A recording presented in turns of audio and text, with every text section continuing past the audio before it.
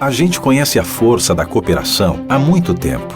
E agora, só ela é capaz de derrotar o coronavírus. É hora de ser próximo ficando distante, de estar ao lado, mesmo de longe. Por isso, fique em casa o máximo que puder. Lave bem as mãos e use elas para falar com a gente pelo telefone, internet banking ou aplicativo. E se nossas agências estiverem fechadas, lembre que a nossa parceria está sempre aberta. Porque gente que coopera, cuida.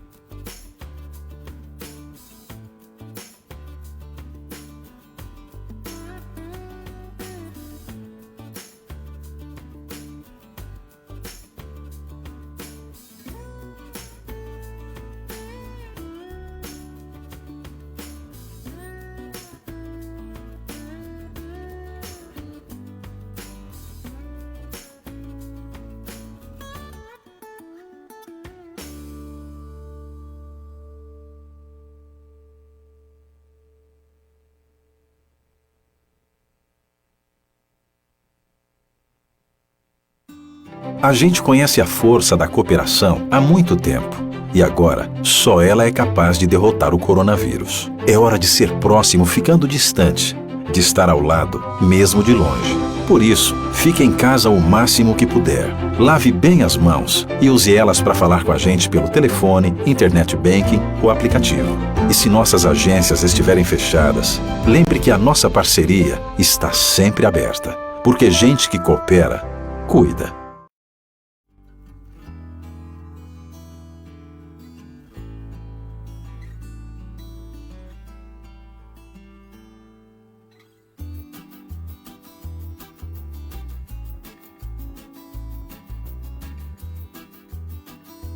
A gente conhece a força da cooperação há muito tempo. E agora, só ela é capaz de derrotar o coronavírus. É hora de ser próximo ficando distante, de estar ao lado, mesmo de longe. Por isso, fique em casa o máximo que puder. Lave bem as mãos e use elas para falar com a gente pelo telefone, internet banking ou aplicativo. E se nossas agências estiverem fechadas, lembre que a nossa parceria está sempre aberta. Porque gente que coopera, cuida.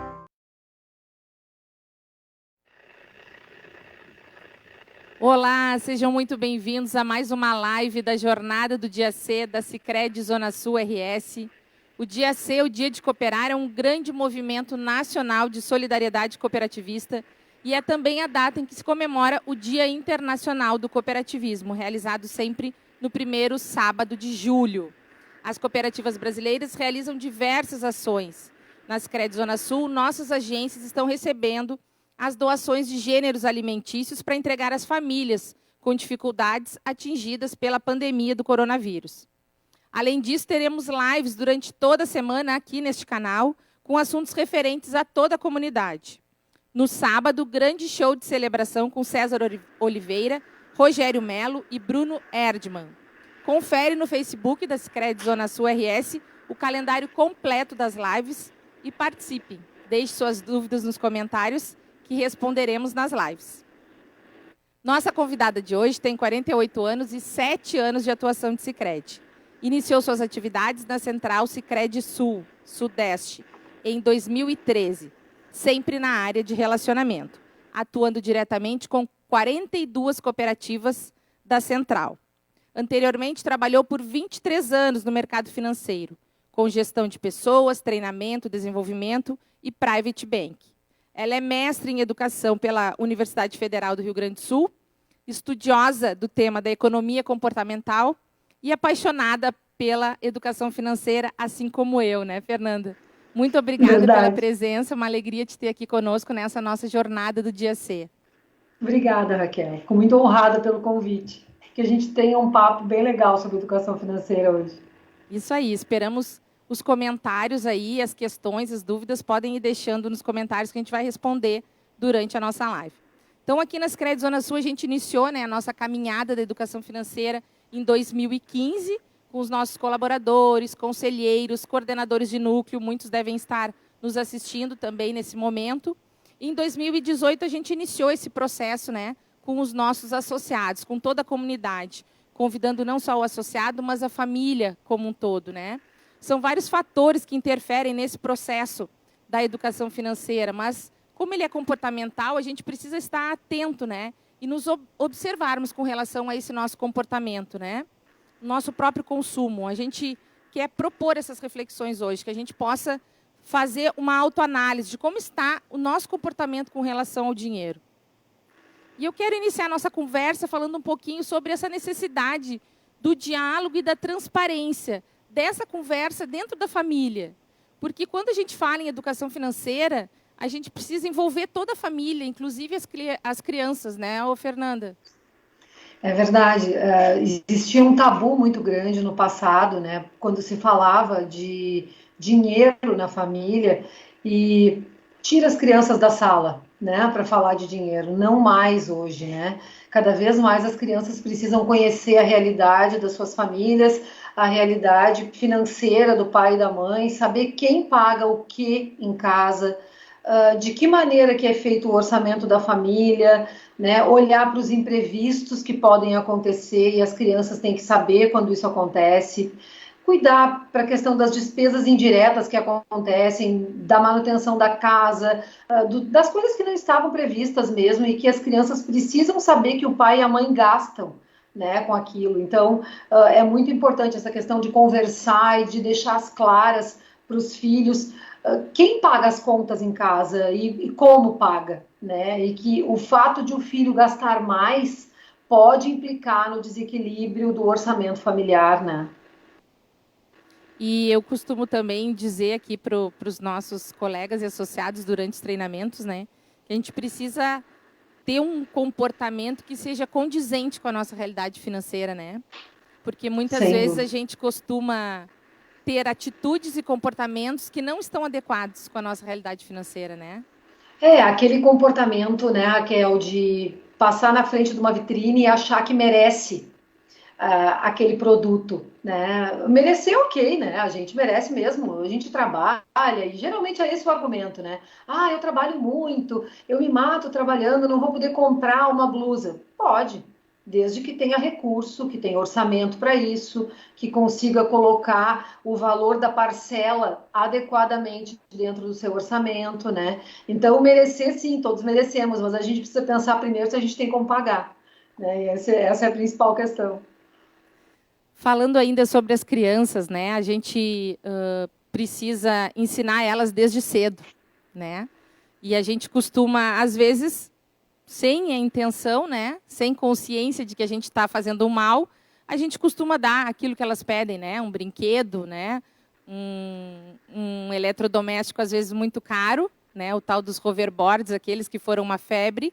No Natal, todas as crianças a gente via andando com aquele aparelho, né? Nem um eletrodoméstico, nem sei como se chama, eletroeletrônico, né? Eletrônico.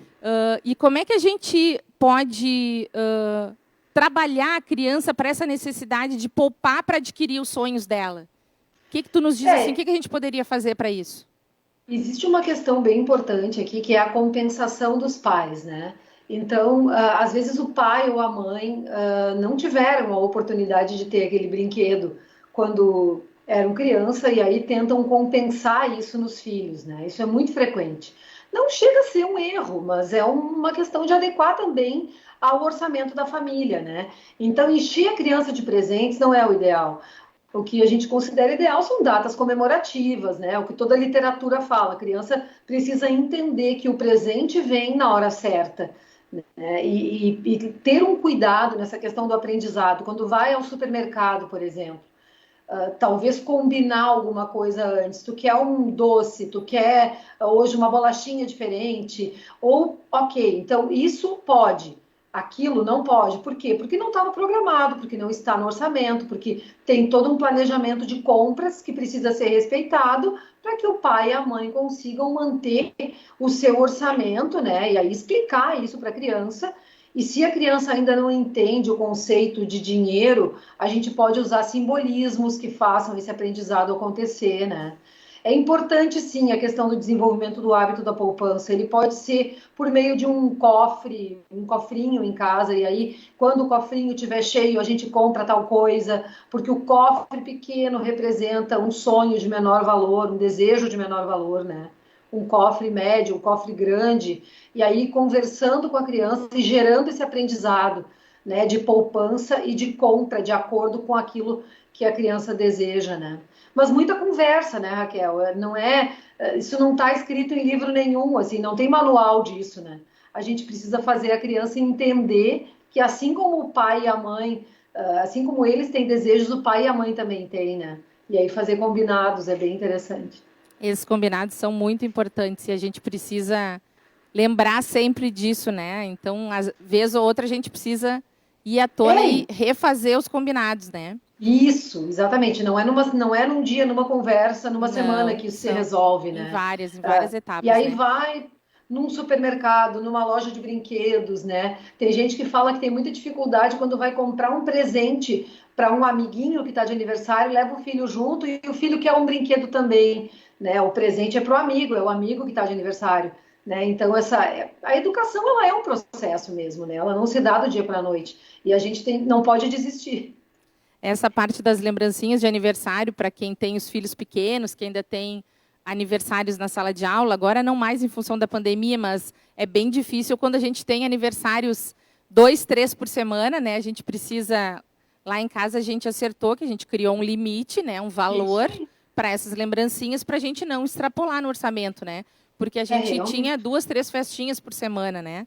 Depois de uma certa idade, eles não têm mais, né? A festinha na sala de aula, mas a gente precisa reforçar esses combinados sempre com a família, envolvendo as crianças também, né?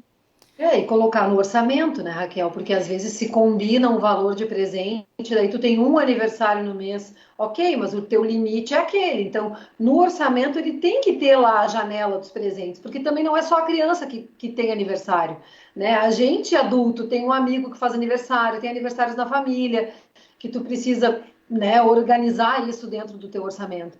Então, tudo são exemplos, né? A criança ela vai aprender a partir daquilo que ela vê o pai e a mãe fazerem, né?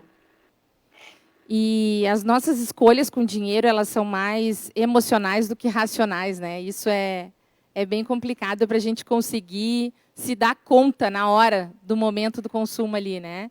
E, na tua opinião, assim, existem alguns exercícios que a gente possa fazer? Que pensamentos a gente pode ter para estar tendo mais consciência e controle sobre as nossas escolhas? Aí a gente começa a entrar nas relações da gente com o dinheiro, né? E toda relação, ela é muito... Ela chega a ser irracional, às vezes, a nossa relação com o dinheiro. E ela é 100% emocional. O consumo, tudo é preparado para que a gente consuma, né? Mesmo nesse momento de pandemia, se a gente buscar as pesquisas, a gente vai ver o e-commerce ele foi alavancado nos meses de março e abril e chegou a 62% de crescimento. Então, as pessoas passaram a comprar mais pela internet porque elas não conseguem ir ao shopping para comprar. Né? Então, a mudança do comportamento passa a ser aí. Se eu estou mais ansiosa, eu gasto mais. As pessoas compram para compensar frustrações. Tem uma série de coisas. Existem alguns macetezinhos, né, que se fala. Quer dizer, antes de comprar, pergunta se pode comprar, está no orçamento, eu tenho recurso para comprar, eu preciso desse produto, será? Preciso de um sapato novo? Será que eu preciso de uma bolsa nova? Né? E se está comprando, pensar se cabe dentro do orçamento, porque olha lá, às vezes, não, eu vou fazer em 10 vezes. Geralmente lembro de colocar no orçamento 2 parcelas, né? Terceira. Lá pela 5ª parcela, tu está pagando a fatura do cartão de crédito e nem sabe do que é. aquela dívida. Então, pensar nas compras com um olhar de planejamento, né? A gente tem sempre um período melhor para comprar algumas coisas, né? Então, roupa de inverno, por exemplo, não é no inverno o melhor período para comprar. É no final da estação, quando a gente começa a passar pelas liquidações, onde as lojas começam a baixar os produtos. E se a gente acompanha, a gente vê que tem produtos que chegam a baixar mais da metade do valor. Né? Então, é cuidar mesmo. Se vai no supermercado, faz pesquisa de preço, começa a olhar mais para as outras marcas. Né? Não precisa baixar a qualidade daquilo que tu compras, mas às vezes produtos com qualidades equivalentes têm preços diferentes. Né? Então, fazer essa análise é importante para que a gente consiga ter mais consciência no momento de comprar. Né? Evitar comprar no impulso, né? Com isso a gente Exatamente. pode deixar para o dia seguinte, por exemplo. Se tu for em casa e olhar, eu não tinha mesmo aquela peça, eu tinha que ter comprado. Se tu volta amanhã e compra, né? Porque Existem às vezes a gente não se dá disso, conta, né? Existem estatísticas disso, que se as pessoas deixam para o dia seguinte, mais da metade desiste da compra. É verdade. Porque consegue refletir, né, parar e analisar friamente aquilo que ia fazer, né, que era aquela compra. Então, para um pouquinho, pensa um pouco melhor e não compra. E tu falou ali há pouco da questão de aproveitar as liquidações, né, de comprar no final da estação. E a gente também precisa cuidar muito a questão das liquidações, principalmente a Black Friday, que é bem comum. Muitas pessoas esperam ansiosamente por aquele dia para fazer, né, as suas compras tão desejadas, mas elas às vezes não se dão conta que, na verdade, aquele preço aumentou para poder dizer que baixou na Black Friday, né?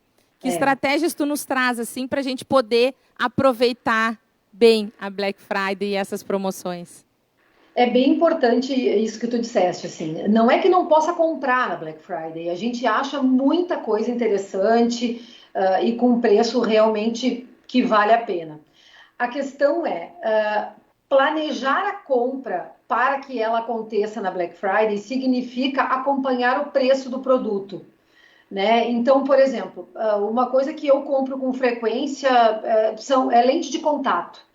Então, eu sempre sei o preço da lente de contato. Se lá na Black Friday, essa lente de contato, a propaganda me diz que ela está em promoção, mas ela está pelo mesmo valor que eu pago, porque eu sei quanto ela custa, né? Então, significa isso. Eu preciso acompanhar o preço do produto para saber quanto ele custa, para saber se vai valer a pena naquela promoção. Às vezes, um produto de uma marca diferente está mais barato, né? É importante isso, assim. Não é porque é Black Friday que eu vou comprar, mas eu vou planejar a compra para que ela aconteça na Black Friday por um valor menor. E realmente muitas lojas baixam o preço. É que a questão é que no Brasil a gente não tem o incentivo fiscal que existe da fama da Black Friday nos Estados Unidos, né? Lá se cortam os impostos, o governo deixa de arrecadar naquele período. E aqui não, aqui continua tudo igual. As lojas é que diminuem a sua margem de preço.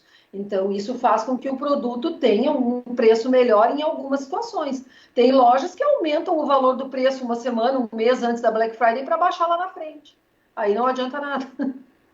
Por isso a gente precisa acompanhar, né, várias semanas antes ali, vários meses até, comparar em várias lojas para a gente poder ter certeza de que aquela nossa compra vai ser bem feita, né? Exatamente. Porque normalmente as pessoas aproveitam essa campanha do comércio, digamos assim, para fazer grandes compras, né? De valores mais altos, né? Sim, sim. E muitas vezes se endividam, né, Raquel? E aí, como não planejou a compra, não consegue pagar à vista, vai ganhar um valor maior, aí parcela, aí vai protelando dívida no cartão de crédito, né? Então, por isso que é importante planejar, né? E nesses tempos de isolamento social, né, as redes, elas nos influenciam muito. E muitas vezes o nosso excesso de otimismo nos tira desse caminho, né? Do caminho da economia, do caminho da consciência com relação ao nosso consumo, né? Como que a gente pode trabalhar melhor essa nossa realidade financeira sem deixar que as redes nos afetem nesse sentido? A gente tem aqui uma coisa que é do ser humano, né? A gente sempre imagina um futuro melhor. E nessa de imaginar um futuro melhor, a gente imagina uma versão melhor da gente mesmo no futuro, né? Então a gente sempre pensa assim, ah, não, isso aqui mais para frente eu vou conseguir resolver, né? Isso é o otimismo excessivo, é a gente achar assim que não fazendo nada hoje, lá na frente vai ter uma situação diferente. E não vai. Se a gente não mudar o nosso comportamento hoje, o futuro vai ser completamente igual e É nada a vai mesma coisa que a acontecer de previdência, né? A gente vai Exatamente. deixando, vai deixando, vai deixando, e quando a gente vê, não dá mais tempo, né? Uma Então, pessoa que quanto antes a tem. gente começar, menor vai ser o esforço que a gente vai fazer para chegar lá na aposentadoria e poder usufruir daquele recurso, né? A gente olha, por exemplo, para os jovens hoje, e os jovens não conseguem pensar em aposentadoria, né? Eles não conseguem enxergar lá na frente que, sim, eles vão depender um dia de uma renda que eles não vão poder gerar com o trabalho, né? Com a chegada de mais idade, enfim. Então, esse é o olhar necessário sobre a Previdência que o jovem não consegue ter ainda. E é por isso que nós, pais, temos que fazer um trabalho forte com relação à poupança e que não necessariamente precisa ser a previdência privada, mas que precise que possa gerar uma economia, né? E que se ele entende que é investindo num fundo de investimentos ou fazendo uma poupança, mas que ele tenha a consciência, né? Desenvolva a consciência da poupança desde cedo, né? Essa questão do otimismo excessivo, ela nos leva, ela nos dá uma autoconfiança que muitas vezes não existe, né? A gente ganha certezas sobre algumas situações que nós não temos o controle. Por exemplo, pessoas e quantos de nós já fizemos isso, de pegar o telefone enquanto estamos dirigindo e atender, ou escrever uma mensagem, né? É uma queda de atenção no volante que pode ter consequências, né? O otimismo excessivo é isso, é quando a gente se deixa influenciar por algum hábito, por algum comportamento nosso que é frequente e que pode gerar, então, coisas negativas mais para frente. No caso do comportamento com relação ao dinheiro, é o endividamento, e no caso da desatenção ao veículo, é bater o carro, né? Então, seriam duas situações diferentes. A gente já está recebendo perguntas no chat, Fernanda, e com essa dificuldade da pandemia, né, o pessoal está pedindo dicas para retomar a organização financeira nesse cenário da pandemia, né? Perdeu o emprego, diminuiu a renda em função das vendas que diminuíram. Que dica tu tem para nos trazer para esse momento? A coisa mais importante que deve acontecer no momento de perda de renda é olhar para a sua despesa. Quando a gente não tem receita, a gente precisa diminuir a despesa, né? Porque se o salário deixou de entrar ou se o salário diminuiu, eu vou precisar necessariamente olhar para como eu estou, o que eu estou gastando e que eu posso cortar das minhas despesas, né? Então, a coisa mais importante neste momento de crise é sim olhar para o que se gasta. E olhar para o que se gasta envolve tudo. Envolve uma lâmpada ligada a mais dentro de casa, envolve a questão do consumo no próprio supermercado, quando eu vou fazer as compras da casa, no que eu posso diminuir, talvez em alguns momentos usar marcas de produtos mais baratos. Nós tem uma série de pequenas atitudes que podem resultar num ganho de renda, né, e na melhoria do uso do recurso durante aquele período em que a gente teve a renda reduzida. Muitas pessoas se descobrem empreendedoras nesse Plano momento. B, nesse momento, tem que entrar em ação, né? Isso, exatamente. Então, o que eu sei fazer que eu posso aumentar a minha renda? Né? Agregar mais valor àquilo que eu faço para que isso gere renda. Daqui a pouco, bota a família para ajudar, vamos fazer brigadeiro para vender, vamos fazer bolo. As pessoas, muitas vezes, nessa hora, acabam descobrindo a união da família num momento de crise, né? E isso é super positivo, porque acaba trazendo muito resultado lá para frente. E Os filhos descobrir vendem na escola aquilo que a mãe faz em casa, né? e descobrindo também o seu potencial, né, que podia estar Exatamente. adormecido, escondido. A gente tem um exemplo Exatamente.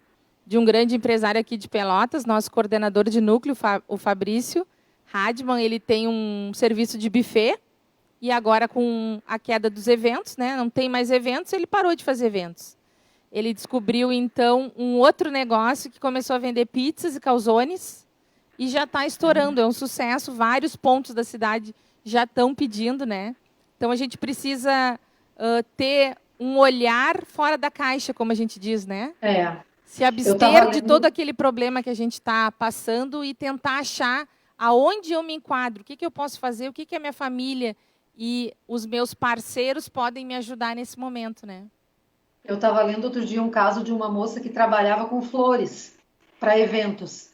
Não está acontecendo evento, ponto, né? Como ela poderia, então, vender as flores dela de um outro jeito? E ela foi procurar as famílias para as quais ela tinha feito eventos, onde ela colocou as flores dela, e ela passou a fazer um programa como se fosse uma mensalidade que as pessoas pagavam para receber as flores em casa, por um valor bem mais barato.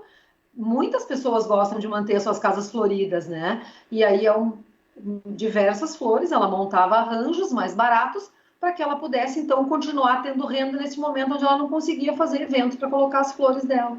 Então, as pessoas buscam, né? É marmita para fora, é gente que se descobre costurando, né? Então, muitas coisas diferentes podem ser feitas para alavancar o orçamento nesse momento, né? Já ficou a dica aí para mais uma associada nossa que também está enfrentando dificuldade, a Adriana. Deve estar nos ouvindo, Adriana Radic, aí, ó, mais uma dica para vocês enfrentarem essa pandemia com resultado positivo no bolso. E, Fernanda, as influências sociais, elas nem sempre são conscientes, né? E por vezes, elas afetam muito, né, a nossa condição financeira. Sim. Por exemplo, se um vizinho vai lá e compra um carro novo, eu também quero aparecer de carro novo. Se o vizinho compra uma máquina agrícola, eu também quero ter uma máquina agrícola nova, né? Uhum. E às vezes a gente não está enxergando todo o esforço e o sacrifício que aquele vizinho teve e que ele fez para conseguir chegar naquele resultado, né? Então é importante também a gente cuidar e nos blindar, digamos assim, dessas influências, né? Isso na verdade é uma descoberta de consciência, né, Raquel? Sempre a tendência da gente é achar que a grama do vizinho é mais verde, né? Esse ditado existe, é muito antigo e a gente sabe que é assim mesmo. Muitas vezes, tu falaste da questão do implemento agrícola e eu lembrei do que eu ouvi outro dia numa cooperativa. Um exemplo de um associado que precisava de um trator, mas ele se deu conta de que ele não usaria aquele trator durante todo o período que valesse a pena ele investir naquela máquina. E aí ele propôs uma sociedade entre os vizinhos para eles comprarem o trator e se dividirem nas horas ali para que o trator pudesse servir a todos. É um jeito de adquirir um implemento agrícola, né? E de fazer aquilo não se tornar uma despesa e sim servindo mais pessoas e fazendo com que eu desprenda um valor menor para pagar. Tem muitas... A coisa mais importante aqui é eu não me deixar bater pela emoção, né? Não é porque o vizinho está com o carro novo que eu tenho que ter o carro novo também. Será que eu posso fazer uma dívida para comprar um carro? Aí vem aquele conceito, né, de escolha, se a gente quer pagar juros ou receber juros. Porque se eu resolver guardar o dinheiro para comprar o carro daqui a um ano, eu recebo juros. Mas se eu resolver comprar o carro igual ao do vizinho, eu vou ter que fazer um financiamento. O que não está errado, eu só preciso fazer minha escolha. O que é importante para mim nesse momento? Né? Será que eu preciso? Será que o meu orçamento vai comportar a parcela daquele carro? Né? Então, ter consciência a partir dos seus desejos e das suas necessidades.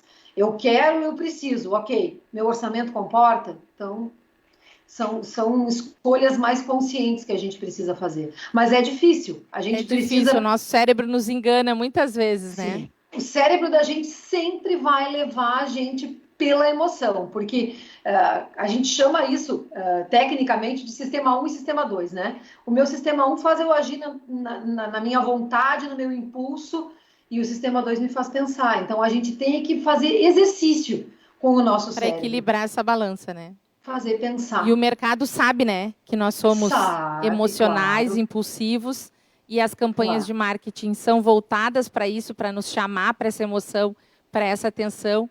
E como a gente pode fazer para nos proteger do dinheiro, de nós mesmos? A gente precisa desenvolver alguns hábitos, né? E esses hábitos, eles precisam ser relacionados, muitas vezes, à poupança mesmo, assim. Então, o que eu espero para o meu futuro? E essa é uma reflexão muito difícil, né? E não tem idade para a gente pensar sobre isso. O comportamento e o hábito com relação ao dinheiro, ele pode mudar em qualquer idade, Nunca é tarde para a gente rever o nosso orçamento, para a gente planejar coisas, porque as pessoas nunca param de sonhar, elas nunca param de ter um desejo por alguma coisa, mesmo que não seja uma coisa de ordem material, né? Então, a coisa mais importante aqui é o despertar da consciência de nós mesmos para olharmos para os nossos desejos, para as nossas vontades e que a gente desenvolva hábitos de poupança, né? Planejamento, investimentos, né? Olhar para o consumo e pensar assim, será que eu realmente, se eu não comprar isso, esse recurso vai me servir mais para frente para realizar o meu sonho, né? Então, o olhar para o futuro faz com que a gente enxergar o sonho realizado faz com que a gente mude o hábito, né, E do a comportamento. gente consegue chegar nesse resultado através de um orçamento, né, Fernanda? Exatamente. O orçamento, além do planejamento, o orçamento é uma etapa muito importante que nos Sem dúvida. permite, né, ver as coisas, seja de que forma for, né, ou num bloquinho, ou num aplicativo, ou até numa planilha de computador, né? O que é essencial a gente fazer para adquirir esses novos hábitos? A gente precisa. Eu comentei antes que a gente se superestima, né? A gente sempre pensa que a Fernanda do futuro vai ser melhor do que a Fernanda de agora.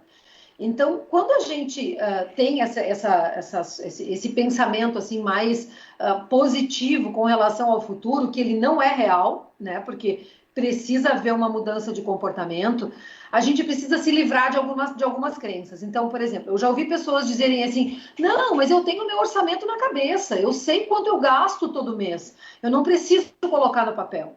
Esses são os cálculos mentais, né? E eles nos traem toda hora. Então, a gente procurar se livrar desses cálculos mentais e colocar sim no papel, ou numa planilha, ou como tu disseste, num bloquinho, num caderno. O importante é que a gente consiga parar e olhar para como nós estamos gastando o nosso dinheiro. Eu sempre, quando falo em educação financeira, eu sempre digo assim, a gente não se perde financeiramente nas grandes despesas. A gente se perde geralmente nas pequenas coisas que saem do nosso controle sem a gente perceber, né? Então, muitas vezes eu vou ali no caixa eletrônico e eu saco R$ 100 e coloco na minha bolsa. Passa-se 2 dias, eu não tenho mais dinheiro e eu não sei onde eu gastei esses R$ 100.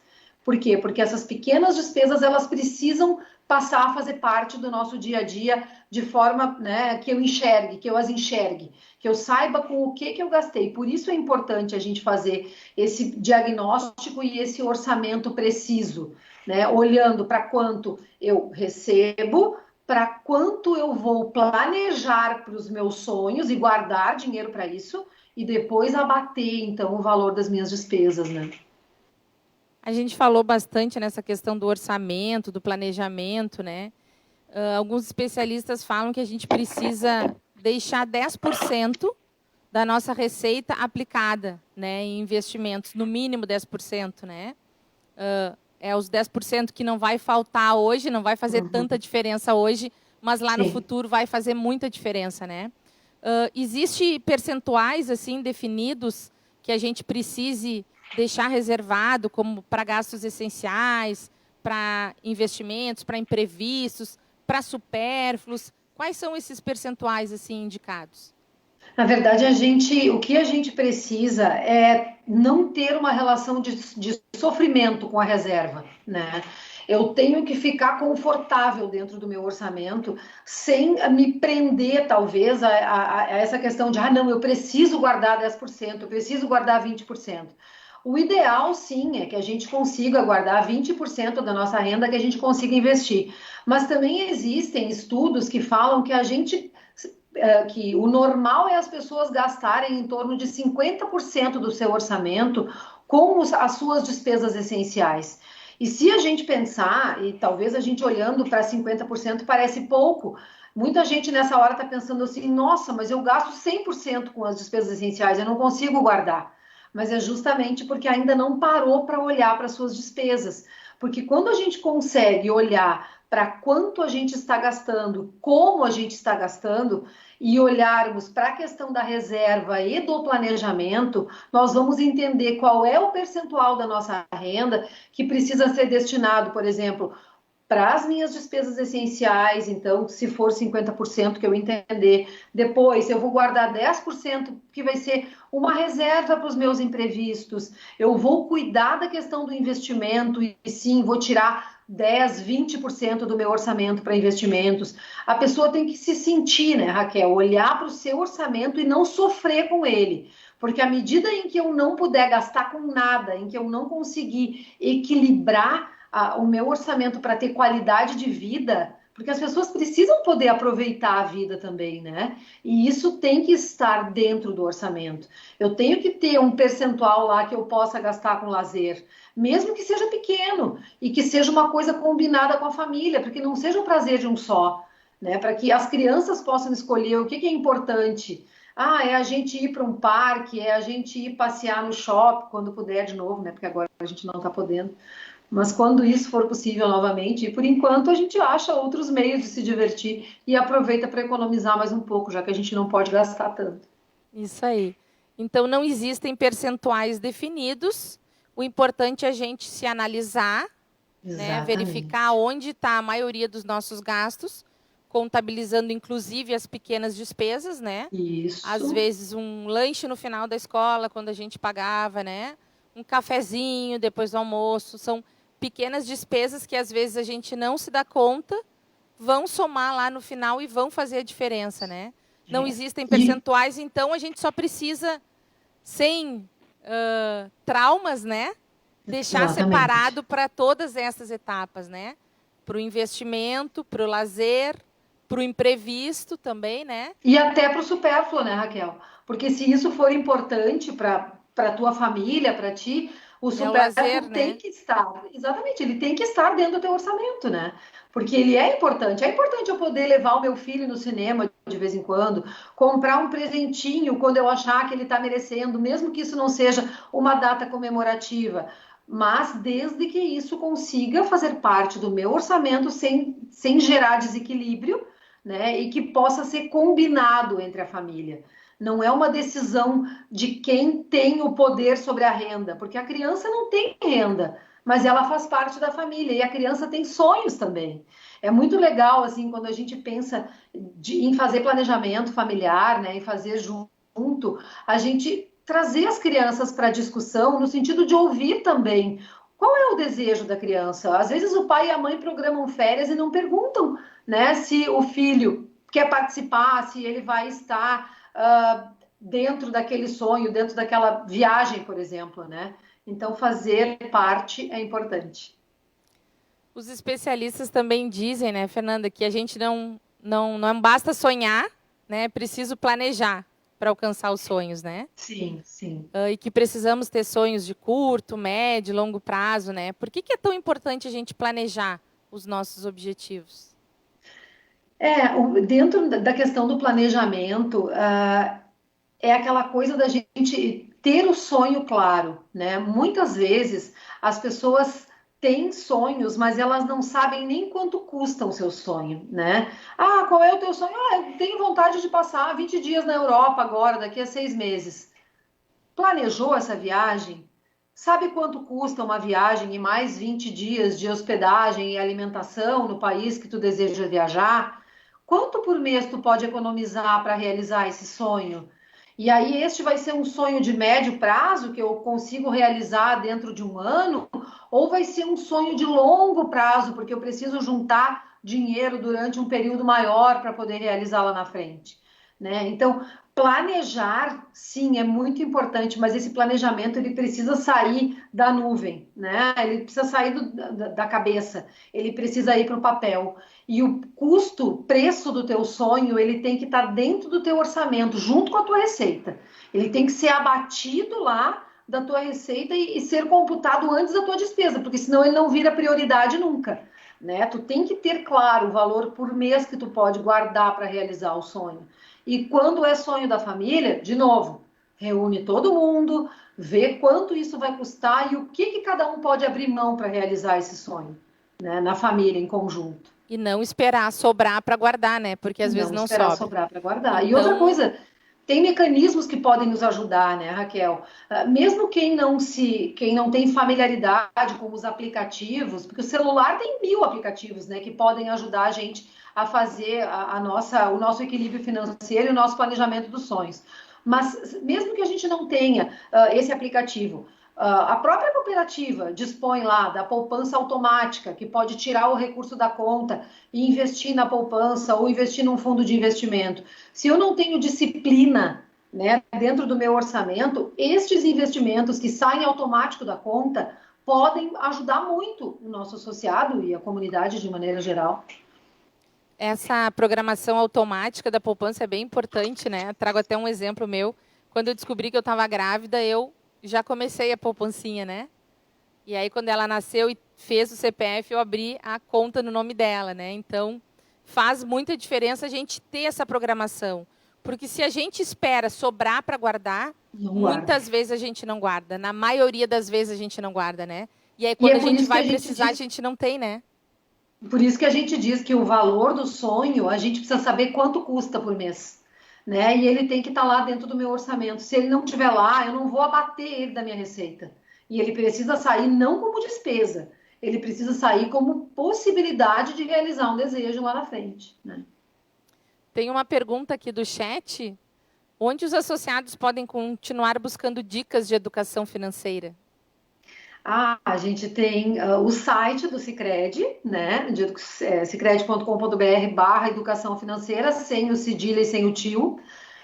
E a gente tem, na própria cooperativa Sicredi Zona Sul, a Raquel tem muitas iniciativas nas próprias agências, né? A gente tem um trabalho muito forte de educação financeira feito em todas as agências do Sicredi. Então, o nosso associado pode procurar a agência, pode entrar no site. No aplicativo do Sicredi também tem uma maneira dele fazer lá, dele colocar o sonho que ele quer realizar e planejar como isso vai acontecer, né? Então, procurando o gerente da agência também, a gente tem muita informação. Pessoal, deixem suas dúvidas aí, suas perguntas nos comentários para a gente ir respondendo, porque a gente ainda tem alguns minutos aqui na nossa live. Fernanda, outra questão, esse momento de pandemia tem trazido dificuldade financeira para muitas pessoas, né? Com relação às dívidas, essas pessoas que estão nessa situação de endividamento, né?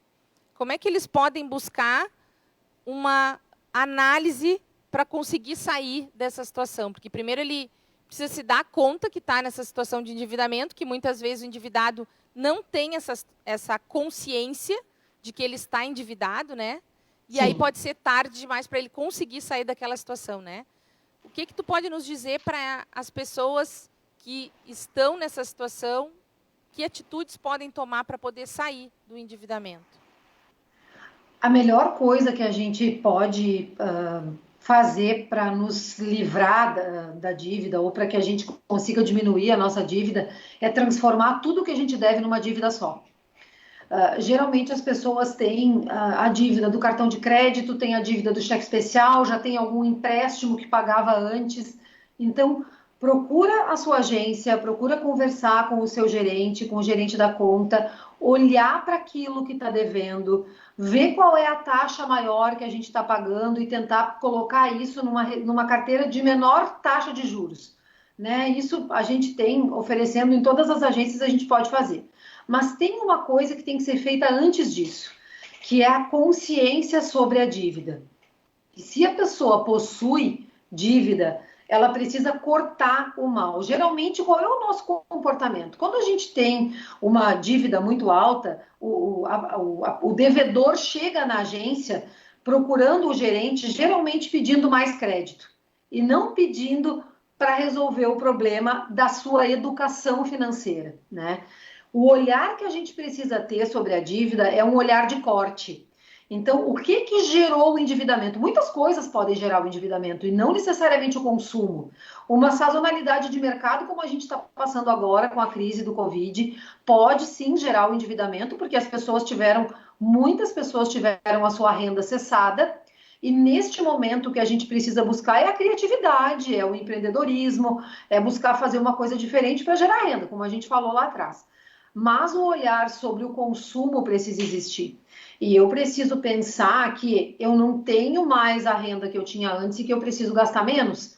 O raciocínio para a dívida é o mesmo. Eu não posso manter a minha vida como ela estava, porque senão eu só vou aumentar o valor da minha dívida. Eu preciso parar, olhar para a minha receita, pensar quanto dela eu posso dispor para amenizar, para diminuir o valor da minha dívida e tentar renegociar isso com a sua agência na cooperativa, tentar buscar a melhor alternativa para poder pagar de uma forma só. E aí, gente, assim, é bem importante. Enquanto renegociou, ok, eu tenho uma parcela fixa daqui para frente, se organizar para que essa parcela seja feita dentro de um valor que o seu orçamento comporte. Porque não adianta eu dizer para o gerente, não, eu posso pagar 1.000 por mês, se o meu orçamento não comporta essa parcela de R$ 1.000, e aí eu vou gerar mais dívida. Né? Então, a consciência sobre a mudança de comportamento, o olhar sobre o teu orçamento para saber quanto eu posso dispor para renegociar essa minha dívida. Né? Então, esse olhar é necessário. E aí, de novo, né? A gente está falando de comportamento desde o início da live. Se a gente continuar mantendo o comportamento de consumo, a gente não vai ter resultados diferentes lá na frente. A gente só consegue desenvolver hábitos de poupança, fazer um planejamento devido, se nós olharmos para como nós estamos lidando com o nosso dinheiro. Né? E olhar para o dinheiro como fonte de planejar e de conseguir alcançar os meus objetivos, né? Os meus sonhos. E, de repente, se a dívida não é com a cooperativa, né, buscar os credores para negociar sempre é uma boa saída, né? Então, quando as duas partes querem receber, é possível, né, fazer uma negociação onde as duas partes podem sair ganhando, né? Também é importante lembrar, tu colocou essa questão, se cabe no orçamento. Às vezes acontece aqueles feirão, né, de negociação, limpe seu nome, né, venha para o feirão. E aí a pessoa, consegui um mega desconto, né? Mas não percebeu que aquela parcela não vai caber no seu orçamento, né? Sim. Então, a importância disso, né? O credor, ele sempre quer receber. Sempre ele quer receber. E todo credor tem a sua margem, né? Então, se é uma dívida e se ela é impagável, cabe negociação, seja com a instituição financeira ou seja com a pessoa para quem tu estás devendo, né? Então, o devedor, ele tem que ter o comportamento de buscar resolver o problema, porque esse é só o primeiro passo. O segundo passo é ele ter comportamento de mudança para que não gere uma nova dívida. Né? Na agência, por exemplo, quando a gente renegocia uma dívida de um associado, nós vamos olhar também para quanto esse associado possui de limite de cheque especial, de limite de cartão de crédito. Será que ele pode ter limites tão altos se ele não sabe usar esses limites? Né? Então, o próprio gerente da agência, da instituição financeira de maneira geral, ele vai fazer esse olhar e vai convidar, né, essa pessoa a ter um comportamento diferente com relação àquela renegociação toda que está sendo feita. Né? E nessa situação, as cooperativas de crédito têm um grande diferencial, que é a preocupação que a gente tem com os nossos associados. Nós tivemos uma reunião que eu me lembro muito bem, na nossa agência aqui, que agora é na Gonçalves Chaves, na época ela era na Anchieta, e foi uma reunião de coordenadores de núcleo. E aí eles colocaram, então, cada um as suas dificuldades, né, o que estavam passando, e criticavam bastante algumas questões, né, da demora na liberação do crédito, né?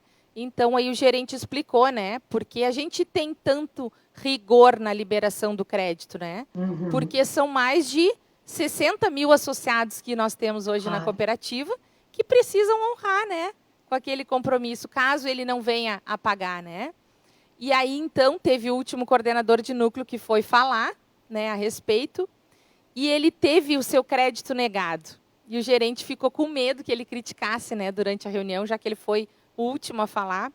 Sim. E, para nossa surpresa, então, ele veio agradecer e elogiou muito a atitude do gerente, porque ele disse que se ele não tivesse negado o financiamento, ele não teria se atentado para as contas que a empresa dele estava fazendo e teria entrado numa dívida maior ainda, né?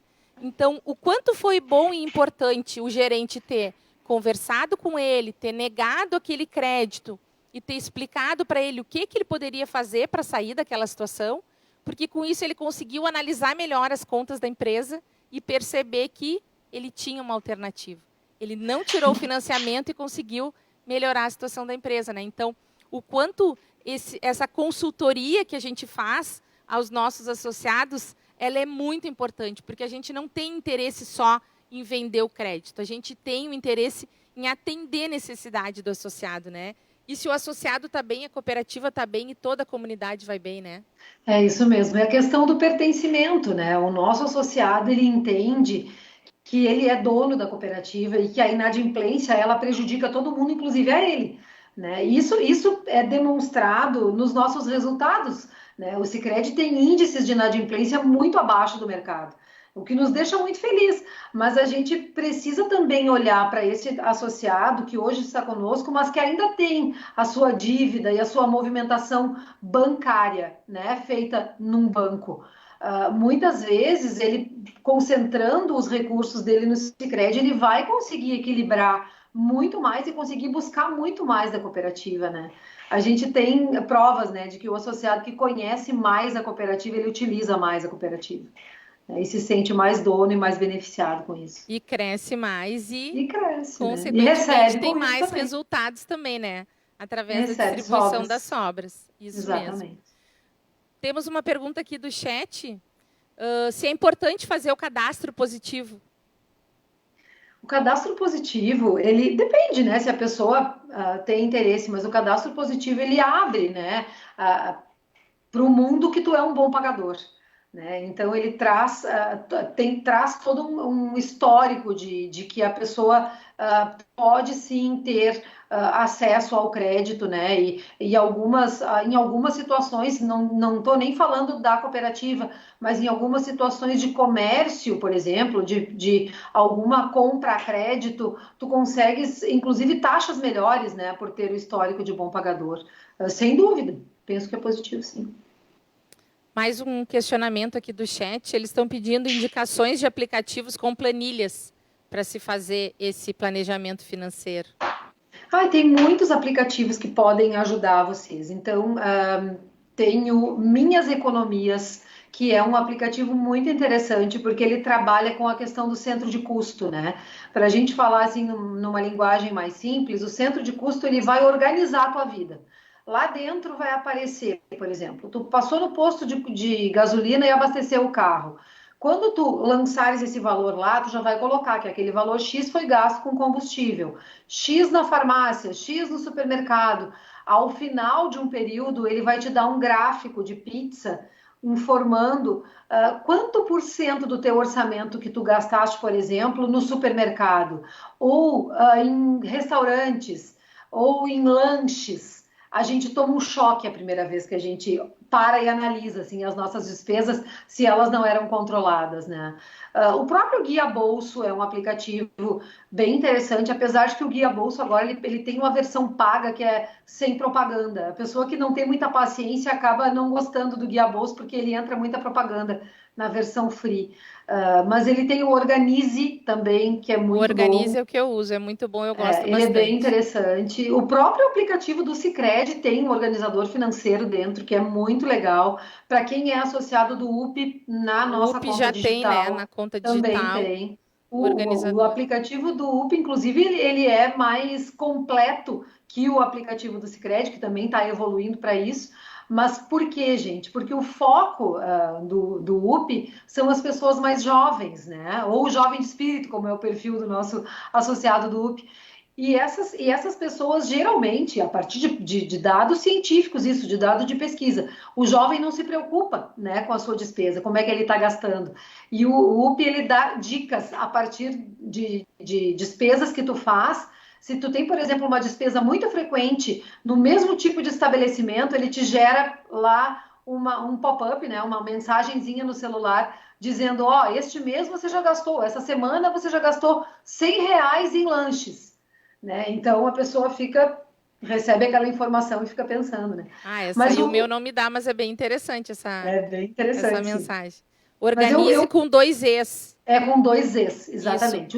E para gente que tem conta no Sicredi Quando tu passa o cartão e tu recebe aquela mensagem daquela tua compra, já te abre a mensagem se tu quer importar para o Organize, né? Isso já facilita muito, porque se tu deixa para anotar depois, né, aquela compra, tu não vai anotar, tu esquece. Ou se tu guardar o canhotinho, eu já nem pego mais o canhotinho da máquina, porque a gente recebe o SMS, então, por questão de sustentabilidade, não tem por que a gente gerar aquela despesa, né, e lixo ainda. Mas quando a gente recebe aquela mensagem, a gente já importa lá para o Organize. E aí tu já coloca qual é o centro de custo, né? Exatamente. De repente, tu compra numa empresa João da Silva ME. Tu não vai saber o que é aquilo ali que tu comprou no João da Silva ME, né? E quando tu vai importar ali na hora, no aplicativo, tu já coloca o que é, né? Se é alimentação, se é vestuário, se é transporte. É muito legal isso que tu está trazendo, porque são facilidades que os aplicativos vão desenvolvendo para ajudar a nossa vida mesmo. Então, por exemplo, quando a pessoa que tem a loja, o mercado, enfim, o restaurante, quando ele cadastra a empresa dele, né, no sistema do cartão de crédito, ele lá obrigatoriamente ele dá um desígnio, quer dizer, eu sou de alimentação, eu sou de entretenimento, enfim. E o Organize, ele puxa já pelo tipo de empresa. Então, ele pergunta despesa com alimentação, né? Ele gera uma perguntinha ali e tu alimenta. O Minhas Economias, desculpa, não é o Organize. Ele já migra esse dado lá para dentro e ele já direciona para aquele centro de custo certo, né? Isso ajuda muito na organização, né? Porque eu já sei no que eu gastei. E não adianta deixar para anotar depois, porque a gente esquece. Então, é bem importante, assim, ó, que se eu quero levar a sério essa questão de me organizar financeiramente, e se eu não faço isso, se eu não tenho esse controle ainda, faz um rigor, assim, de 30 dias de acompanhamento do que tu estás gastando o teu dinheiro. Desde a Coca-Cola que tu comprou junto com o almoço. Gorjeta na sinaleira. Isso, o estacionamento que tu pagou separado, o chicletinho que às vezes tu compra, que tá ali do lado do caixa do restaurante que tu foi almoçar, que custa R$2, R$3, mas que a gente não lança. Cigarro, isso no final, né? Muitas vezes quem fuma nem se dá conta disso, não né? se dá conta do valor, exatamente. Então, é o olhar que a gente precisa ter, um olhar mais crítico, mais consciente sobre as nossas despesas. É o primeiro passo para a gente se organizar, para eu poder desenhar um orçamento mais para frente que vá me dar segurança, né, com aquilo que eu tenho de receitas e o que eu tenho de despesas. E para quem tem renda sazonal também, né, Raquel? Muitas vezes as pessoas são safristas, ou eu sou empresário. O dinheiro que entra para mim num mês não é o mesmo que entra no outro. Essas pessoas, então, têm que ter um rigor maior ainda no controle do dinheiro que sai, né? O próprio produtor rural, né, que tem isso também. A renda da safra, né? Exatamente. Muitas vezes tira o recurso do caixa, quando é uma microempresa. O filho precisa de um dinheiro, vai ali, tira do caixa e esquece de anotar. Vai fazer diferença isso depois no caixa dele? Sim, né? Sobre a questão dos aplicativos, então, existem vários, né? Cabe a você aí que está nos assistindo consultar cada um, ver os benefícios e as facilidades com relação ao seu tipo de organização, ao seu consumo. Também. E ver aquele que melhor se adequa, né, para o seu tipo de planejamento e orçamento que você precisa fazer para reorganizar a sua vida financeira. Mais uma pergunta aqui do chat também, que agora a gente falou na questão das empresas, né, que misturam um pouco essa questão do caixa da pessoa física com o caixa da pessoa jurídica, né? Devido à pandemia, muitas empresas tiveram essa redução do faturamento e procuraram as instituições financeiras para prorrogar os seus vencimentos, né? Tu enxerga isso como algo saudável para a empresa? Sim, eu vejo que no momento é a alternativa que se tem quando não se planejou, quando não se gerou, né, um recurso para ser utilizado em emergência, né? A gente tem históricos de micro e pequenos empresários com muitas dificuldades, né, nesse momento de pandemia, porque os seus negócios pararam e a pessoa não olhou para trás, não pensou que pudesse precisar desse recurso assim como forma de emergência. Então, o Sicredi foi muito proativo, né? A gente procurou o nosso associado muitas vezes para buscar ajudá-lo, mas, gente, tirando o Sicredi dessa história e olhando para dentro da empresa, né? Olha para si agora, principalmente aquele que é MEI, né? Você é a sua empresa. Então, quando a gente tem uma receita gerada a partir do trabalho, que é o que dá nome à minha empresa, essa receita ela não é minha, ela é uma receita da empresa. Eu sou a pessoa física e a empresa é a pessoa jurídica. Muitas vezes a família inteira está envolvida nesse negócio e aí se mistura tudo. Eu preciso fazer uma compra, eu preciso pagar uma luz e o dinheiro sai da onde? Do caixa da empresa, sem que as pessoas nem olhem para aquele recurso que saiu ou não registrem aquele recurso que saiu.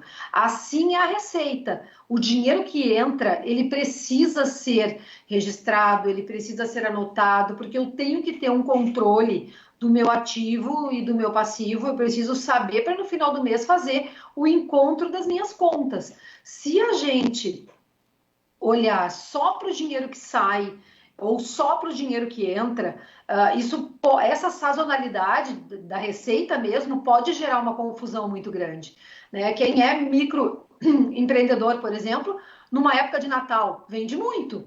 E aí, porque eu vendi muito em dezembro, eu vou tirar 30 dias de férias numa praia com a família. Como é que vai ser depois em fevereiro, quando ele voltar? Né? Que o ano está começando, eu não fiz estoque, eu não planejei o meu ano. Então, olhar muito para essa questão das despesas da empresa, separadas das suas despesas pessoais, né? A despesa da família é uma e a despesa da empresa é outra.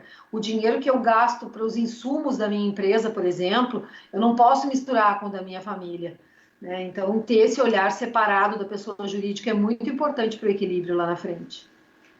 E bem importante a gente falar dessa questão, dessa diferença, né? A gente construiu vários trabalhos de educação financeira dentro do Sicredi.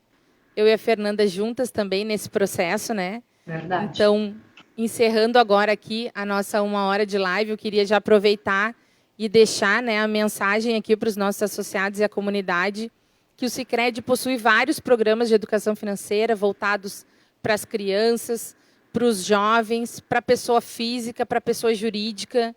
Então, procure a sua agência, procure o seu gerente, né? Peça mais informações e demonstre o interesse que você quer saber, né, mais informações sobre esse curso de educação financeira para você poder estar achando mais alternativas para chegar, né, nessa reorganização financeira tão desejada, né? Que a gente faça escolhas mais assertivas, utilizando todas essas dicas que a gente passou hoje aqui, toda essa nossa conversa, que a gente chegou desde a criança, né, a pessoa física, a pessoa jurídica, escolhas mais conscientes, como a gente adotar novos hábitos, né? Então, agradecer a todos vocês que estiveram aí conosco, conectados, né, nesse momento, agradecer toda a equipe aqui do Estúdio Live, que está dando essa assistência para nós, extremamente profissional. Durante todas essas lives dessa semana, nós estaremos aqui, deste estúdio, né, transmitindo para vocês esses conhecimentos relevantes. E a ti, Fernanda, muito obrigada pela tua dedicação, né, e a participação conosco aqui, compartilhando desses teus ricos conhecimentos conosco nessa noite. Muito obrigada pela tua participação. Eu que agradeço. Se a gente pode disseminar esse assunto, né, ele é muito importante. E a palavra que fica, assim, que eu gostaria de deixar como a palavra da educação financeira, ela chama disciplina. E a gente precisa, sim, desenvolver a disciplina, o autocontrole, o olhar mais para a gente e pensar que todos temos sonhos e que é muito bom poder realizá-los. Então, já deixamos o convite para a live de amanhã, sobre meios de pagamento, também aproveitando nesse nosso assunto. Grandes dicas importantes com os profissionais aí da Confederação Sicredi, do Centro Administrativo do Sicredi, com os nossos colegas assessores de desenvolvimento. Obrigada pela participação de todos e uma boa noite a todos. Obrigada, boa noite.